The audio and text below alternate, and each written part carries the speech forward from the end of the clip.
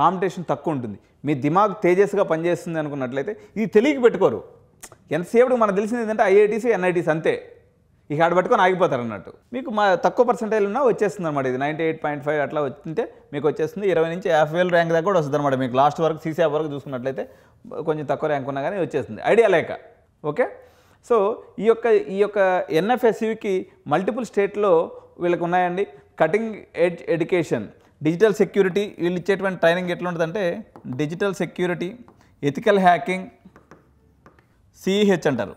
సిఈహెచ్ అంటే ethical hacking, cyber security certification, digital forensics, information security, ఇటువంటి డివిజన్స్లో వీళ్ళు బీటెక్ సైబర్ సెక్యూరిటీ అనేటువంటి బ్రాంచ్ వీళ్ళ దగ్గర ఉంది. బీటెక్ సైబర్ సెక్యూరిటీ వెరీ మంచి బ్రాంచ్ అండి. మంచి గవర్నమెంట్ ఇన్స్టిట్యూషన్స్లో.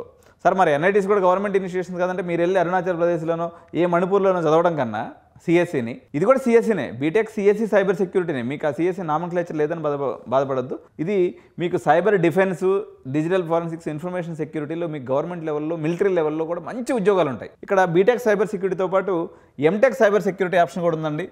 దీన్ని గేట్ ద్వారా తీసుకుంటారు వీళ్ళు. ఎంట్రన్స్ వచ్చేసి గేట్ ద్వారా ఉంటుంది. గేట్లో మీకు ఒక 500 అబోవ్ కానీ వచ్చినట్లయితే మీకు దీంట్లో తీసుకునేటువంటి అవకాశం ఉంది. అదే కాకుండా ఎన్ఎఫ్ఎస్యు అనేది సపరేట్ ఎంట్రన్స్ ఎగ్జామ్ కూడా ఉంటుందండి. ఎన్ఎఫ్ఎస్యు ఎంట్రన్స్ ఎగ్జామ్ అని ఒకటి ఉంటుంది. ఈ ఎంట్రన్స్ ఎగ్జామ్ ద్వారా రాస్తే ఇంకా మీకు ఈజీ అయిపోతుంది. అంటే మీకు ఒక 95% ఉంది.